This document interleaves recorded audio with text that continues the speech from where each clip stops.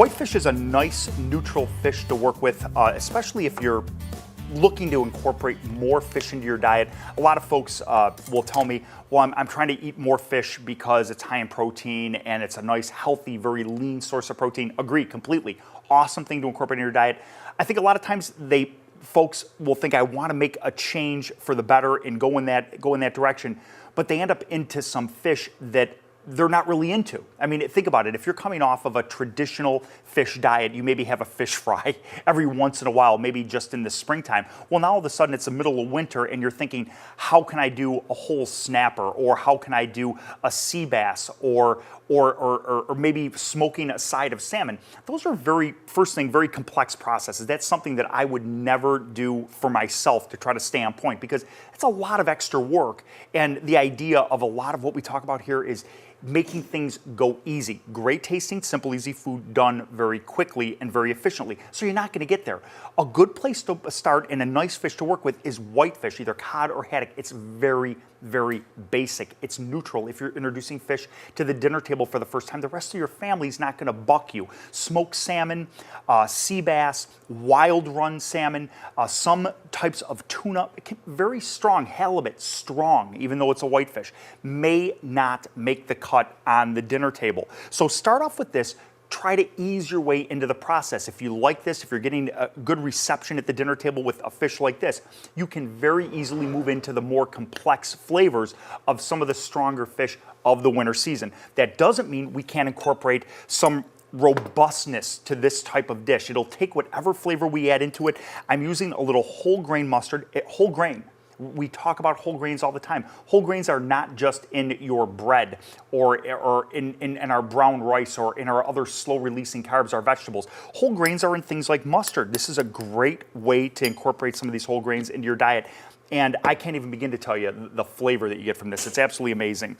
We're going to add a little bit of sun-dried tomato to this. Of course, this tomato season is long gone in the middle of the winter. But if you saved some, slice them thin, and dehydrate them, boy, you are in business. Whole bunch of garlic, a little bit of mushrooms. Again, we're looking for strong, pronounced flavors, and a little bit of scallions. You could add some shallots into this too. Shallots would be very, very nice with this dish.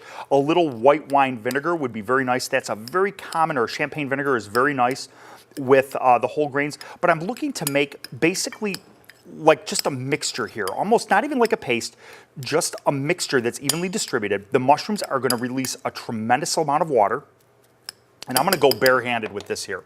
I'm going to make this into a nice little clump, and I'm going to go right on top of the fish. These mushrooms are not cooked, so they will release a massive amount of moisture as they cook. Now, though that moisture is going to keep the fish obviously very moist, very soft, very nice, but it's also going to permeate it and make almost a fumet, a nice broth around it that's going to keep the moisture in from the bottom side. So we've achieved a bunch of really, really cool things by doing this. We've got a ton of flavor with the tomato, but minimized our amount of sugar. We've added some wonderful mushrooms. I just have to wash my hands and pop this in the oven, and we're going to be good to go. You know, once in a while, even as a pro, I make a mistake. I left the oven a little bit higher, but I came up with an awesome result. I set the oven at 375 to 400 rather than 350 where I would normally cook fish. What I was looking for is a very slow cooking method where the mushrooms would slowly release their water and add moisture, and they have done that. There's a lot of moisture around the edge of this. It's created a nice amount of liquid or juice that I would pour over the top of this fish and will. But because the oven was just a little bit higher in the convection oven, the circulating air, it actually browned everything off really nice. So it released its juice, but also created a nice shell on the outside of this.